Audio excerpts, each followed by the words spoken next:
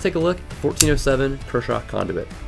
Got a 3-inch blade, 8CR13 MOV blade steel with a black oxide finish. Great blade grinds on this give you a thin, slicey edge, and that blade tip is well supported with a spear point blade shape. We've got a good thumb ramp on here as well, with some solid jimping that's going to give you a really secure feel in hand. The ergos on this knife overall are fantastic. We've got black glass-filled nylon handle scale sitting on top of steel liners with a black oxide coating. Really comfortable in hand as well with that custom texture on there. The knife opens nice and easy with a flipper and our assisted opening mechanism. It also has a liner lock, so you have a really secure feel in hand, really easy to unlock, super good for your everyday carry tasks. We've also got 3 tube spacers in the back, all with a black oxide finish. One of them even doubles as a lanyard hole.